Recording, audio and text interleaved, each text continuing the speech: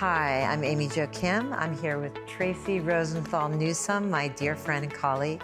We're going to talk to you today about the origins of Rock Band and how that amazing game came to life.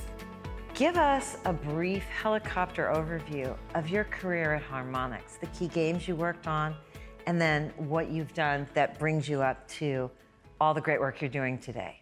It was an extraordinary time. I spent about 14 and a half years with this team. Started off as a producer. We were a really small startup. Started with the very first games, Frequency and Amplitude. Worked as a producer, eventually became a production executive, and then eventually ran the studio. On the Rock Band franchise, I was the senior producer running a big team. With the Dance Central franchise, I headed the entire franchise at that time. Actually, it was one of my babies. It was super fun to make a dance game. And then really led the studio for years until 2014 when I left, and actually went to Toronto and worked with Interaxon, the makers of Muse, the brain sensing headband, joined the brain health space.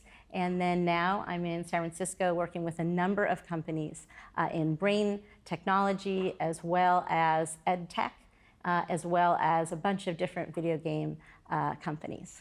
Let's zoom in and talk about Rock Band, which is the game we worked on together. Yeah, I love it. So what was your role, and what were some of the real challenges that you and the team wrestled with bringing that game to life, especially at the beginning? Yeah, so I was the senior producer at the time. I led production on the product. Over the course of the development process, we grew to about 150 people.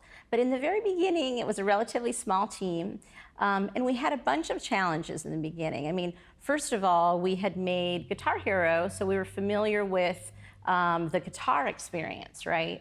However, we had to make a drum game as well, and that was an amazing experience. Just thinking about how do you teach people three-limb independence is something that is kind of like mind-blowing in a video game. What is the type of interface that actually makes sense for someone who's using both of their hands and their foot as well? So that was a big challenge. And then we had this idea that we wanted people to really feel connected. So when you're in a band, you're really connected with everybody.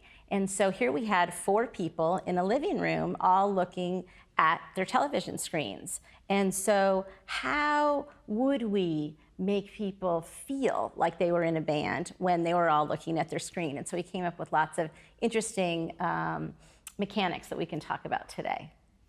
So before we get into that, one of the big learnings that I had on Rock Band that has become a core part of the game thinking framework is the idea of tuning and shaping your core learning loop, the part of the experience that players are going to spend the most time in, and that really is the foundation that everything else rests on.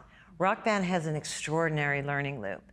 What were some of the both challenges and just the techniques that, as an executive at Harmonix, you brought to bringing that core learning loop to life? It was the biggest thing we'd ever made at the time, right? So really thinking about the fact that you had 4 different individuals that in a way had their own learning loop, as well as a whole group, there was a really important one as well. So we had to focus on both of those at the same time. And the drum experience itself, we needed to just fine tune what was the interface, how were people going to understand, looking at the screen, what they were supposed to do when was a huge. I mean, we went through iteration after iteration after iteration. And how you do that is you try something, you put it in the game, you do a quick and dirty prototype, and then people in the studio start figuring out whether or not they can do it, and then you bring people in, traditionally who are familiar with rhythm action games, because there's already some understanding and also a desire to play these kind of games, and they can really help you understand whether or not you're communicating effectively. So let's talk a little bit about those folks you mentioned who you bring in to help you tune. They're not your dev team, who you first tested on, but they're not your target market who you're aiming for. They're this in-between group of people. What are some of the ways that you learned how to really leverage those people? And then as a studio, how do you not get caught just designing for them? How do you do the hard work that lets you build a massive mainstream hit like Rock Band? How do you go from, yeah, it works for my Superfans to, okay, now we're gonna ship this thing to the mainstream? Yeah, so the playtesting process for us was fundamental. I mean, absolutely fundamental to how we would tune our games, all of them. And with Rock Band, because you actually needed to be testing with 4 people at one time, and actually as the franchise, moved on, even more than 4 people eventually. And so it was important to, in the beginning, bring in music gamers, because you didn't want to have to build an entire tutorial for your early testing. What you really wanted to understand is, is the interface making sense? Is the feedback working? How is the feel?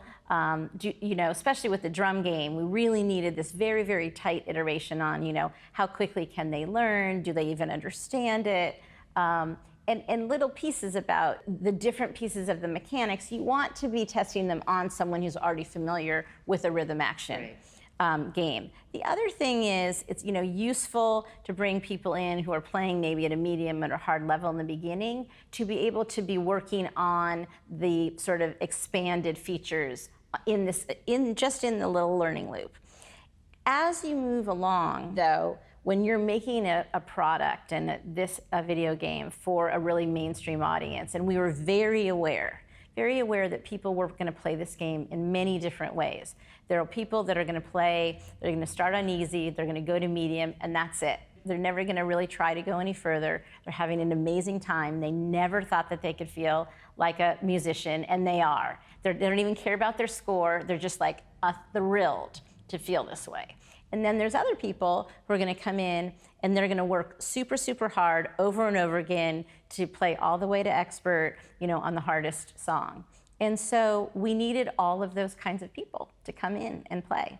And so sometimes we'd bring families in, and you'd get kind of maybe it'd be a family where 1 or 2 of the people in the family were music gamers, but we'd say, hey, bring in someone else in your family or your friend group that's not that familiar, because we actually want to see people who are not as familiar with the experience, and how do they behave? How do they respond to this experience? That's extremely, extremely useful.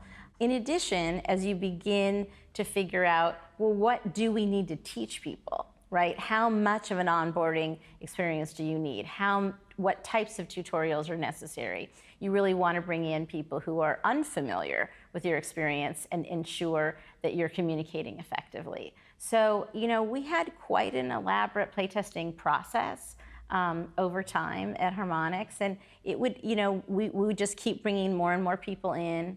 We would definitely also use our development team as often the people who were not working on the project, but the people on other projects to test out, say, a new feature on, who were unfamiliar with what we were doing. So you'd get a very, very early read, and then you'd bring some people in who were outsiders, and then you'd bring in newbies. And our process was just a constant iterative process, testing and observing. The other thing I would say about playtesting, because I'm a big advocate for it, is how critical it is for the developers and the designers to actually observe the testers. So instead of always farming it out to somebody else, we often would bring people in so that our developers could watch and observe. Watching and observing people interacting with your product is just key. And usually if a developer notices someone doesn't understand a piece of the interface, like in a second, they're at their desk, they're fixing it, and the next day it's better. It was amazing. It happened all the time. Yeah. That's awesome. Yeah. I think in the end, the more simple mechanics were the ones that were more successful. And part of that had to do with how much of your brain space was required to see the interface that you needed to be doing to achieve your individual instrument. And so the more simple the collaborative mechanics were, the more people were able to connect with each other and still get that feeling. But there were a lot of them. There were some very, very complex ones in the beginning that we threw completely out. Wow, that's an amazing lesson. Yeah. So you have a real passion for using technology and gaming to make people's lives better. I would love it if everybody was at their most prime, right? If everyone was meeting their potential. And I really believe that immersive experiences, leveraging new technologies, using video game technologies, is a way in which we can help people feel better in this world. And I'm psyched about the companies that I'm working with. I mean, one of the startups is building a video game that's going to teach kids with autism social and emotional language skills. You know, this game that I'm working in the Neuroscape lab is working on neurological conditions, but we're making a music game, which is so amazing and fun that's going to go into clinical trials. I've been supporting Achille Interactive, who's working on a pediatric ADHD game that could potentially become digital medicine. I mean, there is so much potential out there in really utilizing these principles and these technologies in ways that change the way that people feel. And I'm psyched to keep doing that. I mean, I love the possibility of what's out there. And I'm psyched about VR. I'm very interested in what will come with AR as well. And I think there's a lot of interesting technologies that we don't even quite understand how we're going to be interfacing with them. But the most important is to really understand, where is your user?